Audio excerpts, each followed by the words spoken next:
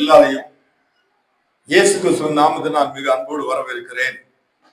இந்த வார பிரசங்கத்தின் தலைப்பு வந்து ஆசீர்வதிப்பேன்.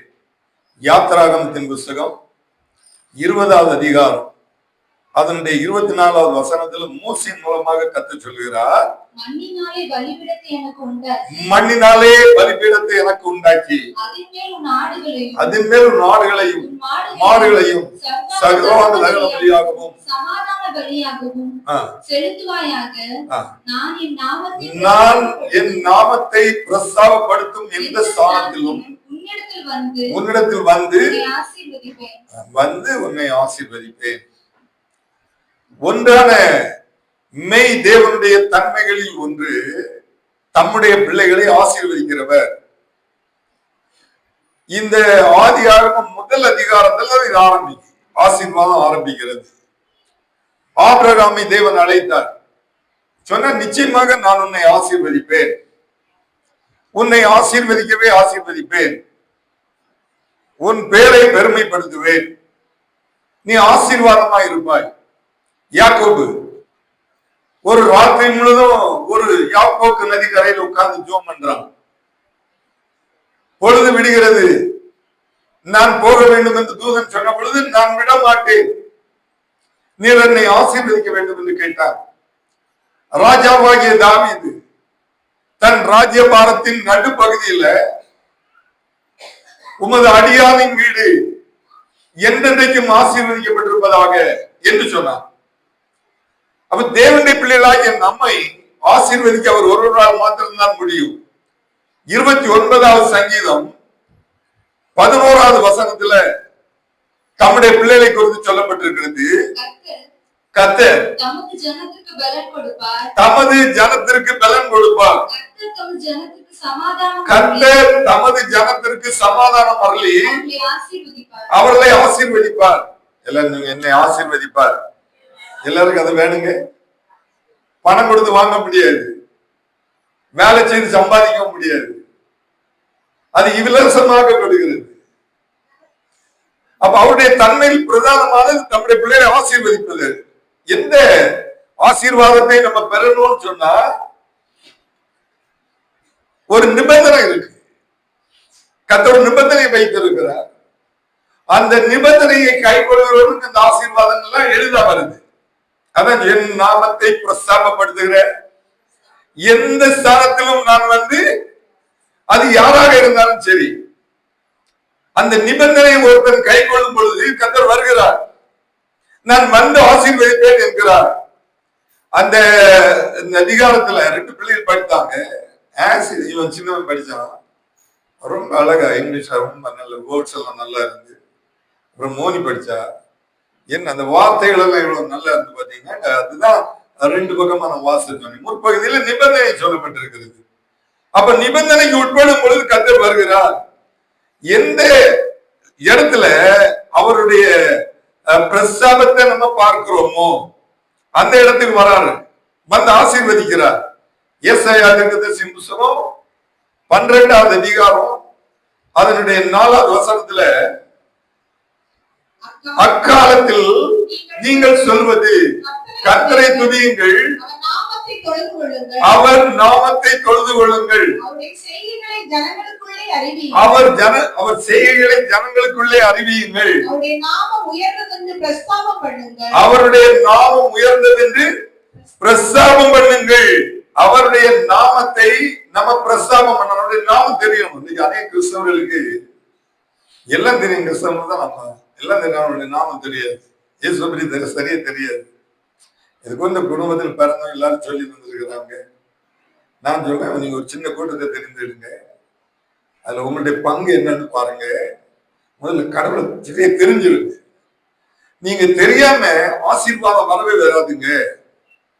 இந்த நம்ம எல்லாருக்கு கையிலயும் பைபிள் இருக்கு, தூக்கி காணிங்க, கர்த்தர் உங்களை ஆசீர்வதிப்பார். இந்த இதுல 2 ஆகமங்கள் எழுதப்பட்டிருக்கிறது. ஒன்று பழைய ஏற்பாடு, 2வது புதிய ஏற்பாடு.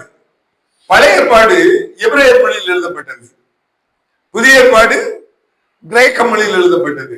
இந்த 2 அதிகாரத்திலையும் 2 ஆகமங்கள்லையும் 5 காலங்களை பற்றி சொல்லப்பட்டிருக்கிறது. நீங்க இந்த ஓய்வு நாள் ஆராதனையில நீங்க ரொம்ப விழிப்பா இருக்கிறீங்க. 1/2 தான் பிரசங்கம். 3 மணிக்கு ஒரு செய்தியை சுருக்கி 1/2 சொல்லிடுறது. அதான் வீணான ஒரு வார்த்தையும் நான் சொல்லல. ரொம்ப ஆராதனை கவனித்துட்டு இந்த பரிசுத்தவான்களுக்கு ஆராதனையை போல இருக்கட்டும் மக்களே, இருக்கட்டும், உட்காரு. நல்லா இருந்துச்சுங்க ஆராதனை, பாட்டு, மியூசிக் பண்றது எல்லாமே நல்லா இருந்துச்சு. கத்த நிச்சயமாக ஆசீர்வதிப்பார். ஒரு நல்ல ஒரு விழிப்பு கூட்டத்தை 25 வருஷத்துக்கு பிறகு நம்ம நிறைய பார்த்து வந்திருக்கோம். பார்க்கறதுக்கு ஒண்ணும் இல்லை. நான் சொன்னேன் கத்த நல்லவர்னு சொல்லி ரொம்ப நல்லா இருந்து. நிறைய பேர் வெளியில இருந்தாங்க. இந்த பிள்ளைகள் எல்லாம் அழகா பாடினாங்க. மோனி அழகான ஒரு பாட்டை எல்லாருக்கும் சொல்லி கொடுத்து அழகா பாடினாங்க. தேவ நாமம் மகிமைப்படும். இந்த சுனில் கூட வாயை திறந்து பேசிட்டு போயிருக்காங்க. அம்மா அங்க இருந்து அவ்வளவு சிச்சு சந்தோஷப்படலாம். நம்புவோங்க, நம்ம முற்பிதாக்கள் எல்லாம் மேல இருக்கிறாங்க. நீங்க ஒரு பைபிள் படிச்சுட்டு போகலாம். உங்க பங்கு என்ன பெரிய கூட்டத்துல ஒண்ணு அப்படி பண்ணணும். உங்களுக்கு ஒரு சந்தர்ப்பம் கிடையாது. நீங்க ஒரு இடத்துக்கு வந்தாச்சுன்னா உங்க இடத்த விடக்கூடாதுங்க. 6:45 மணிக்கு நிறைய பேர் வந்துட்டாங்க. வந்தோட மஞ்சு ஜெபம் ஆரம்பிச்சாச்சு. அப்படி தானே ஜெபம் ஆரம்பிச்சாச்சு. நாங்க எல்லாம் மோசம் வந்துட்டாங்க. விசுவாசிகளாகி உங்களுக்கு எல்லாருக்கும் நான் ஒரு நல்ல அன்பான காரியத்தை சொல்றேன். 6:45 மணிக்கு வந்துடுங்க. 9:10 நம்ம ஜெபத்தை முடிச்சுக்கலாம். ஒரு சண்டே கிளாஸ் இருக்கு, கீழெல்லாம் படிக்கணும். நீங்க ஒன்றிலும் குறைப்பட்டவர்களாக போகவே கூடாது. அப்ப நீங்க இந்த அனுபவத்தை உங்க வாழ்க்கையில் கடைபிடிச்சிருந்தா நான் சொல்றேன், தேவ சமூகத்தில் சொன்னேன், கர்த்தர் ஆசீர்வதிப்பார், வந்து உங்களை ஆசீர்வதிப்பார். 5 காலகட்டத்தை பற்றி சொல்லப்பட்டிருக்கிறது. ஒன்று மனசாட்சியின் காலம், 2வது குற்றமற்ற காலம், நியாய பிரமாணத்தின் காலம். இந்த 3 பழைய ஏற்பாட்டில் முடிகிறது. புதிய ஏற்பாட்டுல கிருபையின் காலம், நியாய தீர்ப்பின் காலம். அப்ப இந்த 3 காலத்தையும், அதாவது குற்றமற்ற காலம், மனசாட்சியின் காலம், நியாய பிரமாணத்தின் காலம், இந்த 3 காலமும் பழைய ஏற்பாட்டோடு முடிகிறது. இந்த காலகட்டத்தில் வாழ்ந்தவங்க எல்லாம் ஒரு நாமத்தை அறிந்திருந்தாங்க. அந்த காலத்துல இயேசு நாமம் இல்லை. இந்த குற்றமற்ற காலத்துல, மனசாட்சியின் காலத்துல, நியாய பிரமாணத்தின் காலத்துல இயேசுன்னு சொல்லி ஒரு நாமம் கிடையாது. இப்ப நீங்க இன்னைக்கு அறியணும். இன்னைக்கு நம்ம சின்ன இதுல கொஞ்சம் நீங்க ஆழமா போங்க. சின்ன பிள்ளைகளுக்கு கூட நான் சொல்றது விளங்குங்க. காலத்திற்கும் தேவனுடைய நாமத்திற்கும் சம்பந்தம் உண்டு. இந்த உலகம் ஒன்றும் இல்லாததிலிருந்து தேவன் இந்த உலகத்தை உருவாக்கினார். அப்போ அந்த நித்தியம் நித்தியம்தான் உண்மையான காரியம். அது நிரந்தரமானது. அதுல இருந்துதான் இந்த உலகத்தை ஆண்டு உண்டாக்குனா. இது நம்ம வாழ்ந்து ஒரு காலத்துல அழிந்து போயிடும். நித்தியம் ஒரு நாள் அழியாது. கர்த்தர் ஒவ்வொரு காலத்திலும் வாழ்ந்த ஒவ்வொரு தேவனுடைய பிள்ளைகளுக்கும் தம்மை வெளிப்படுத்தி இருக்கிறார். அந்த நம்ம இப்ப வாழ்ந்துட்டு இருக்கிறது 4வது காலம், கிருபையின் காலம். குற்றமற்ற காலம், மனசாட்சியின் காலம், நியாய பிரமாணத்தின் காலம். நம்ம வாழ்ந்துட்டு இருக்கிறது கிருபையின் காலம். இது சபையின் காலம் அப்படி கூட சொல்லலாம். புறஜாதிகளின் காலம். நம்ம யாருமே ஜூ கிடையாது, யூதமார் கிடையாது. ஆனா விசுவாசத்துல தேவனுடைய பிள்ளைகள், நமக்கு ஒரு தேவன் உண்டு. அப்போ அவங்க எல்லாம் எப்படி ஆராதித்தாங்க? அவங்க எல்லாம் கடவுளை நல்லா அறிந்திருந்தாங்க. முதல் ஆதி ஆரம்பத்துல தொடங்கக்கூடிய ஒரு நாமம் என்ன தெரியுமாங்க? தேவன். Hebrew word Elohim, ELOHIM, Elohim. நிறைய புத்தகங்கள் படித்தேன். அந்த நாமத்தை படித்தேன். ஆதி ஆரம்பத்துல முதல் அதிகாரத்துல இந்த நாமத்தில்தான் இது ஆரம்பிக்கிறது. இந்த இங்கிலீஷ்ல காட்னு சொல்றாங்க. ஆதியாகமம் 1வது அதிகாரம் 1வது வசனம் படிமா. ஆதியிலே தேவன் வானத்தையும் பூமியையும் சிருஷ்டித்தார். அப்ப இது ஒரு ஹீப்ரு வேர்ட். என்ன தேவன் சொல்றது ஹீப்ரு வேர்ட் என்னங்க? எலோஹிம். நம்ம சபையில நீங்க மறக்க கூடாது. எலோஹிம்னு சொன்னா இங்கிலீஷ்ல காட், GOD, தமிழ்ல தேவன். எனவே இந்த நேரோ மைண்டட் பீப்புள்ஸ், இந்த இது குறுக்கு மனப்பான்மை உள்ளவங்க என்ன சொல்றாங்கன்னா, தேவன் பல விதத்துல இருக்கிறாரு. ஆயிரக்கணக்கான முக்கோடி தேவர்கள் சேர்ந்ததுதான் இது புளூரல்ல சொல்லப்பட்டிருக்கிறது. ஆனா தேவன் வந்து மகா பலன் உள்ளவர், இந்த ஸ்ட்ராங் ஒன், ஒரே ஒரு தேவன் 3 விதங்கள்ல வெளிப்படுகிறார். 33 கோடி தேவன் இல்லைங்க, ஒரே ஒரு தேவன். என்ன என்று உனக்கு வேற தேவர்கள் இது நீங்க வீட்டுல போய் யாத்திராமோ நீங்க படிச்சீங்கன்னா இதெல்லாம் உங்களுக்கு தெரியும். அவர் மகா பலம் உள்ளவர். தேவனுடைய பலன் பராக்கிரமம், மகத்துவம், ராஜரீகம் அனைத்தும் இந்த நாமத்தை வெளிப்படுத்துகிறது. அப்ப நமக்கு குறுகிய எண்ணங்கள் இருந்தா வேற மைண்ட் போகுது. எல்லாம் அது கடவுள் தான், இது கடவுள் தான், இது கடவுள் இல்ல இல்ல இல்ல இல்ல. நமக்கு ஒரே ஒரு தேவன் தான் சொல்ல வாரேன். இது தேவனுடைய தன்மையின் கூட்டு பெயர் தேவன். ரெண்டாவது, இதுக்கு நிறைய விளக்கங்கள் இருக்கு, ஆனா இவ்வளவு போதும். இப்ப நீங்க புரிஞ்சுக்கோங்க. எலோஹிம் சொன்னா தேவன், எலோஹிம் சொல்லக்கூடியது ஹீப்ரு வேர்டு. இங்கிலீஷ்ல காட்னு சொல்றாங்க, தமிழ்ல தேவன். முதலில் நினைச்சுக்கணும், அன்னைக்கு ஏசு அல்லது தேவன். ரெண்டாவது யாவே, யாவேன்னு சொன்னா அது ஒரு ஹீப்ரு வேர்டு. அதாவது இரண்டாவது பெயர் இருக்கிறவராக இருக்கிறேன். இன்னைக்கு கூட ஜூஸ் இருக்காங்க இல்ல, யூதர்கள் இருக்காங்க இல்ல, யாவேன்னு தான் சொல்லுவாங்க. யாவேன்னா இருக்கிறவராக இருக்கிறேன். ஒவ்வொரு காலகட்டத்திலும் வாழ்ந்த தேவனுடைய பிள்ளைகளுக்கு தம்முடைய நாமத்தை வெளிப்படுத்தினார். அப்ப யாவேன்னு சொல்றாங்க. அது ஆதியாகமம் 4வது அதிகாரம் 26வது வசனத்தில் முதலா சொல்லப்பட்டிருக்கிறது. படி ஆதியாகமம் 4. பின்னும் ஆதாம் 4வது அதிகாரம் 26வது வசனம், தப்பா வசியமா 4வது அதிகாரம் 26வது வசனம், சேத்துக்கு ஒரு குமாரன் பிறந்தால் அவனுக்கு ஏனோஸ் என்று பெயரிட்டார். மனுஷர் கர்த்தருடைய நாமத்தை தொழுது கொள்ள ஆரம்பித்தார்கள். மோசேயின் காலத்துல தான் இந்த நாமம் பூரணமாக்கப்பட்டது. யாத்திராகமத்தின் புத்தகம் 3வது அதிகாரம் அதனுடைய 14, 15வது வசனம் படிங்க. ரொம்ப எளிதா உங்களுக்கு புரிஞ்சிடும். நீ போய் இஸ்ரவேலின் மூப்பரை கூட்டி அவர்களிடத்தில் ஆபிரகாம், ஈசாக்கு, யாக்கோபு என்பவருடைய தேவனாய் இருக்கிற உங்கள் பிதாக்களுடைய தேவனாகிய கர்த்தர் எனக்கு தரிசனமாகி உங்களை நிச்சயமாக சந்தித்து 14வது வசனம் படினா ஒரு முறைக்கு அதற்கு தேவன் இருக்கிறவராக இருக்கிறேன். இருக்கிறவராக ஹீப்ரு வேர்ட் என்ன? யாவே. ரொம்ப அற்புதமான காரியங்க. YAHWH. யாவேன்னா அதான் லார்ட். யாவேன்னா லார்ட், லார்ட் ஒரு கடவுள். அப்படியே இந்த இதுலதான் இது 7000 தடவை இந்த நாமம் உச்சரிக்கப்பட்டிருக்கிறது. மோசேயின் காலத்துல இந்த நாமம் தான் தெரியும். பார்வோனுக்கு முன்னால போய் அவன் நிச்சயமா இருக்கிறவராக இருக்கிறேன்னு சொல்லுற நாமத்துல வந்திருக்கிறேன்னு சொன்னான். இப்போ இது பழைய ஏற்பாடோட முடியுது. புதிய ஏற்பாடுல நீங்க வருவீங்கன்னு சொன்னா யெகோஷுவா, அது வந்து ஒரு ஹீப்ரு வேர்ட். அவர்தான் இயேசு என்கிற நாமத்துல வராங்க.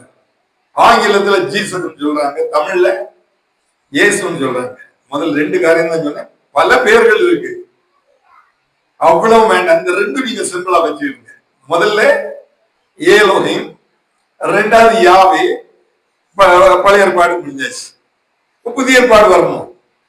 அப்ப இந்த இருக்கிறவராக இருக்கிறேன்னு பல தேவனுடைய பிள்ளைகள் எல்லாம் அந்த இதுல நடந்துட்டு போறாங்க. இப்போ பரலோகத்துல இப்படி ஒரு தேவன் அடுத்த புதிய ஏற்பாடுல வரணும், நமக்காக வரணும். அங்கேயே பெயர் தயார் பண்ணியாச்சு.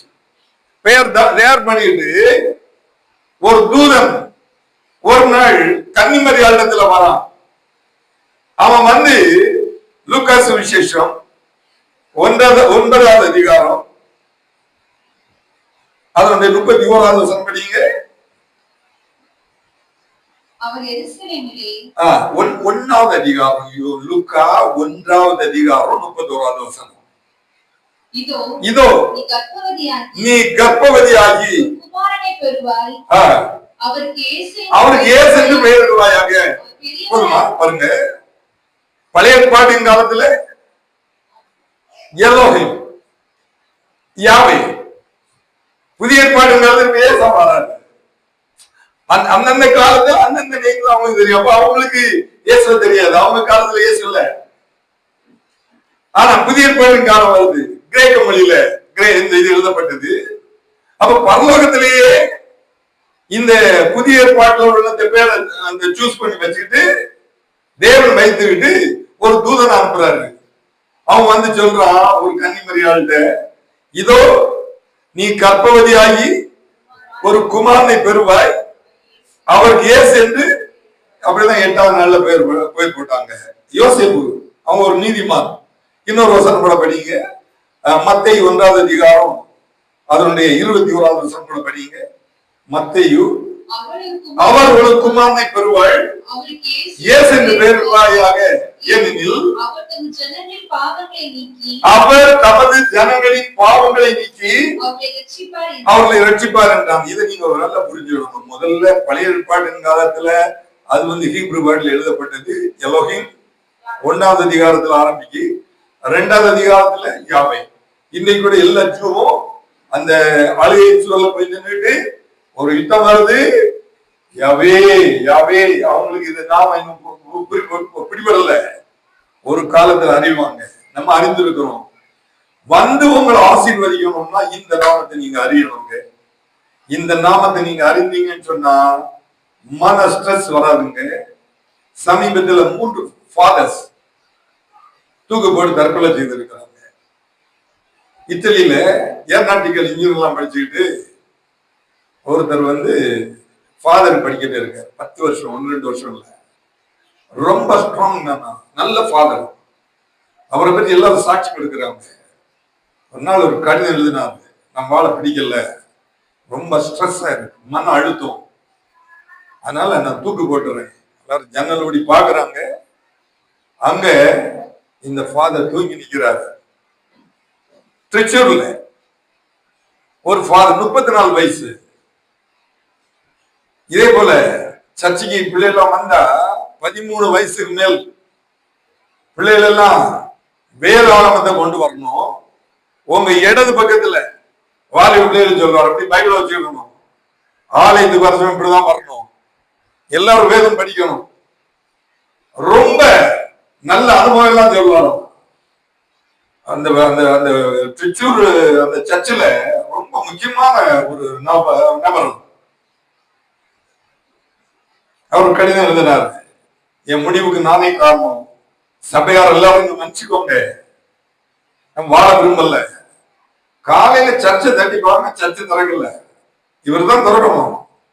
அவர் இந்த வீட்டுக்கு மேல ஓடுறாங்க, ஜன்னலோட எட்டிப்பாங்க, திறக்கல. ஒரு தொடர்ந்து ஜன்னலோட சீட்டு எட்டி பார்த்தா ஃபாதர் தூங்கி நிற்கிறாரு. அதே போல இன்னொரு இடத்துல 35 வயசு, சின்ன சின்ன வயசுங்க. ஏங்க இப்படி எல்லாம் நடக்கு? ஏன் ஸ்ட்ரெஸ் வருது? நான் சொல்றேன், வந்திருக்கிற தேவனுடைய பிள்ளைகளுக்கு அந்த நாமத்தை சரியாக நீங்க அறிந்தீங்கன்னா, இயேசுவின் நாமத்தை நீங்க அறிந்தீங்கன்னா ஆண்டு உங்க கூட இருப்பாரு. ஸ்ட்ரெஸ் வந்து எல்லாருக்கும் வருதுங்க, மன அழுத்தம் எல்லாருக்கும் வருது. சில நேரத்துல வரச்சம் நமக்கு தேவையா விட்டு ஓடிடலாமான்னு கூட நினைப்போம். சாத்தான் சில நேரத்துல பேசுவோம். அதுதான் நான் இன்னைக்கு இந்த அதிகாரத்தை எடுத்து உங்களுக்கு சரியா சொல்லி தரணும்னு நினைச்சேன். முதல்ல நீங்க ஆண்டவர் அறியணும். அப்படி அவருடைய நாமத்தினால் எல்லாம் கேட்கணும். என் நாமத்தினால் எதை கேட்டாலும் நான் உங்களுக்கு தருவேன். அவருடைய நாமத்தை வேற யாருக்கும் நம்ம உச்சரிக்கவே கூடாது. அதுக்கு மேல ஒண்ணுமே கிடையாது. முதல்ல ஒரு ஆவிக்குரிய சண்டையில வரக்கூடிய தேவனுடைய பிள்ளைகள் புரியணும். ஒவ்வொரு காலகட்டத்தில் ஆபிரகாம், ஈசாக்கு, யாக்கோபு, தாவீது அவங்க எல்லாம் ஒரு நாமத்தில் ஆண்டவர் துதித்தாங்க. யாவையெல்லாம் சொன்னாங்க, கர்த்தருக்கு பிரியமான காரியங்கள் செய்தாங்க. புதிய ஏற்பாட்டுல யோசேப்பும் கன்னிமரியாலும் புருஷன் மனைவி நியமிக்கப்படுற நிச்சயம் பைபிள்ல சொல்லப்பட்டதுல இவங்க ஒரு திட்டத்துக்கு தான் என்கேஜ்மெண்ட் பண்ணி வச்சிருக்கிறாங்க. அந்த பொண்ணு இந்த இது கன்சீவ் ஆயிட்டான்னு சொல்றாங்களே, இவன் நீதிமான். அதனால நம்ம அவளை குற்றப்படுத்தாண்டா, ரகசியமா தள்ளி விட்டுருவோம் தான் இவன் நினைச்சிட்டு இருந்தான். தூதன் இவனிட்டே வந்தான், உன் மனைவி வந்து கர்ப்பவதி, யாரு தெரியுமா? பரிசுத்தாவி பிள்ளை இருக்கிறார். ஏசு, அவருக்கு பேர் ஏசு. தைரியமா வந்துட்டான். இந்த அம்மாட்ட சொல்லணும். இவா என்ன சொன்ன தெரியுமா? நான் புருஷனை அறியவே, தேவதூதன் அங்கே பறந்து நிற்கிறான். பாரு பாரு மரியாதை, உன் வயிற்றுல இருக்கிறது பரிசுத்த ஆவி. உடனே அக்செப்ட் பண்ணிட்டான். ஆண்டவருக்கு தான் அடிமை. அப்படிதான் இயேசு இந்த உலகத்துல வந்து அந்த நாமத்திலாம் வந்தார். ஏசாயா தீர்க்கதரிசி புத்தகம் 43வது அதிகாரம் 11வது வசனம் படிங்க. நானே கர்த்தர், என்னை இல்லாமல் ரட்சகர் அல்ல. அப்ப இயேசுவேன்னு நம்ம கூப்பிட சமயத்துல நமக்கு ஒரு ரட்சகர் இருக்கிறார், நம்மை ரட்சிக்கிறார். ரட்சித்த பிறகு இடையில அவர் விட்டுறவே மாட்டார். நான் ஏங்க அவங்க எல்லாம் சூசைட் பண்றாங்க, ஏன் இப்படிப்பட்ட சூழல் வருது தெரியுமா? முழுக்க முழுக்க மனுஷனை பாக்குறது. இங்க வந்திருக்கிற எல்லா தேவனுடைய பிள்ளைகளுக்கு சொல்லுங்க, எந்த மனுஷனையும் பார்க்காதுங்க. நானே கர்த்தர், என்னை இல்லாமல் ரட்சகர் இல்லை. அப்ப அவர் நம்மை ரட்சிக்க மாட்டார். அவரோட காத்திருந்தா ஒரு பூரணமான ரட்சிப்பு உண்டு. ஏசாயா தீர்க்கதரிசி புத்தகம் இன்னொரு வசனம் படிங்க, 63வது அதிகாரம் அதனுடைய 16வது வசனம் படியுமா? 16. தேவரீர் எங்கள் பிதாவாய் இருக்கிறீர், ஆதலால் எங்களை அறியார். இஸ்ரவேலுக்கு நாங்கள் அறியப்பட்டவரும் அல்ல. கர்த்தாவே, நீர் எங்கள் பிதாவும் எங்கள் மீட்பருமாய் இருக்கிறீர். இது பூர்வ காலத்துக்கு முன்னாடி நாமம். அந்த தேவன், அந்த யாவே இயேசுங்கிற நாமத்துல வராரு. அவருக்கு நாமத்துல வந்து நமக்கு அவரை வெளிப்படுத்துகிறார். அப்ப இயேசுதான் கர்த்தர். நீங்க ஜெபிக்கும் பொழுது இயேசுவின் நாமத்தில் பிதாவே கூடும். அந்த இங்கிலீஷ் ஜெபத்துல நம்ம பார்த்தோம்னா ஹெவன்லி ஃபாதர்னு ஆரம்பிக்கிறாங்க, முடிவுல இந்த நேம் ஆஃப் ஜீசஸ் முடிக்கிறாங்க. 2 தடவை சொல்ல தவறு இல்லை. ஆனா நம்ம சபையில வரக்கூடிய தேவனுடைய பிள்ளை இருந்து இந்த நாமத்தை தெளிவா குறிச்சிடணும், கேட்கணும். பிலிப்பியர்கள் இருப்போம் 2வது அதிகாரம் 10வது 11வது வசனத்தை படிங்க. பிலிப்பியர் 2:10-11. இயேசுவின் நாமத்தில் வானோ பூதலத்தோ பூமியின் காலோடைய கீழானோருடைய முழங்கால் யாவும் முழங்கு படிக்கும். பிதாவாகிய தேவனுக்கு மகிமையாக இயேசு கிறிஸ்து கர்த்தர் என்று நாவுகள் யாவும் அறிக்கை பண்ணும் படிக்கும். எல்லா நாமத்திற்கும் மேலான நாமத்தை, இந்த நாமத்தை படிச்சுக்கிட்டீங்கன்னா சூசைட் பண்ண வேண்டிய அவசியம் இல்லைங்க. இங்க வந்திருக்க நிறைய பேர் கூட எதுக்கு நான் வாழ போறேன், சில நேரத்தில் அப்படிலாம் நம்ம பேசுறோம். இல்ல, அந்த நாமத்துக்கு முன்னால இருங்க, அவரை முன்னால வைங்க. நீங்க அவரை முன்னால வைத்தா அந்த நாமத்துல என்னெல்லாம் கேட்கிறீங்களோ எல்லாம் தருவார். அப்போஸ்தலர் புத்தகம் 4வது அதிகாரம் ரட்சகரை பற்றி சொல்லப்பட்டிருப்பாங்க. 31வது வசனம் படிங்க. அப்போஸ்தலர் 4:31. அவர்கள் ஜெபம் பண்ணின பொழுது அவர்கள் கூடியிருந்த இடம் அசைந்தது.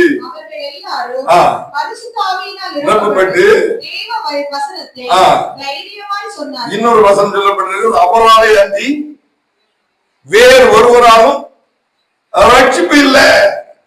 நம்ம ரட்சிக்கிறதுக்கு அவர் ஒருவரால் மாத்திரம்தான் முடியும். அப்ப அந்த இயேசு கிறிஸ்து நாமத்தினால் என்னெல்லாம் இருக்கிறது? அப்போஸ்தலர் 4வது அதிகாரம் 12வது வசனம் படிப்பா. அப்போஸ்தலர் 4:12. அவராலே அன்றி வேறு ஒருவராலும் ரட்சிப்பில்லை. பரலோக தேவனுடைய நன்மைகள் பூலோகத்தில் உள்ள மனுமக்களுக்கு கிடைப்பது இந்த இயேசு நாமத்தினாலதான். அங்க எல்லா ஆசீர்வாதம் அங்க இருக்குங்க.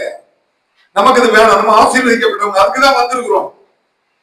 அப்ப முதல்ல நமக்கு ரட்சிப்பை கொடுக்கிறார். மத்தேயு 1:21 வாசிக்கண்டா, ரோமர் 10:13 இதெல்லாம் அந்த ரட்சிப்பை பற்றி சொல்லப்படுது. 2வது ஒரு மன்னிப்பு. அப்போஸ்தலர் புத்தகம் 10வது அதிகாரம் 43வது வசனம் படிங்க. அப்போஸ்தலர் 10வது அதிகாரம் 43வது வசனம். அவரை விசுவாசிக்கிறவன் எவனோ அவன் அவருடைய நாமத்தினாலே பாவ மன்னிப்பை பெறுவான் என்று தீர்க்கதரிசிகள் எல்லாரும் அவரை குறித்து, அவர்கள் சொல்லல, அவரை குறித்து பாவ மன்னிப்பு, நம்முடைய பாவங்கள் எல்லாம் மன்னித்திருக்கிறாருங்க. அவரால் மாத்திரம் தான் முடியுங்க. அவர் இந்த உலகத்துல வந்ததே நமக்கு தண்டிக்கிறதுக்கு இல்ல. ஒரு பெண்ணை கையை நெய்மா பிடிச்சிட்டு வராங்க. 8வது அதிகாரத்துல வாசிக்க, நானே சொல்லிடுறேன். எல்லாரும் கொண்டு விட்டு இருக்கிறாங்க. இதெல்லாம் உங்களுக்கு தெரிந்த சம்பவம். எப்படி மன்னிக்கிறார் பாருங்க. நம்மளும் நிறைய பேர் சில நேரத்துல குற்றவாளிகளா இருக்கிறோம். நம்மள அவர் மன்னிச்சுட்டே இருக்கிறாரு. நம்மளுக்கு பார்த்துக்கிட்டே இருக்கிறார். எங்க போறோம், எங்க வாரோம், எங்க உட்கார்ந்துட்டு இருக்கிறோம், என்ன தவறு செய்யறோம் எல்லாம் அவருக்கு தெரியும். அந்த நேசிக்கிறார். அவருக்கு நாமத்தை நம்ம அறிந்திருக்கும் பொழுது நம்ம தூக்குறதுக்கோ சூசைட் பண்றதுக்கோ இருக்கு தேவன் அலோவ் பண்றதே கிடையாது. அதனாலதான் நான் இதை சொன்னேன். இந்த புதிய பாடல் கிருபையின் காலத்துல அவருக்கு கிருபை நம்ம மேல எல்லாம் மன்னிக்கிறார். இந்த அம்மாவையும் மன்னித்தார். எல்லாரும் குற்றப்படுத்துறாங்க. இவருக்கு யாரும் இல்லை. இவருக்கு அப்பாவை பற்றியோ அம்மாவை பற்றியோ சகோதரர் பற்றியும் சொல்லப்படலைங்க. இப்ப கூட ஏமன் நாட்டுல கேரளால இருந்து ஒரு பொண்ணுக்கு அவங்க தூக்கு தண்டனை கொடுத்திருக்கிறாங்க. கவனிங்க. அந்த பொண்ணு ஏங்கி அழுறா. என்ன மாதிரி அழுறா, கெஞ்சுறா, என்ன தூக்கிறாதுங்க.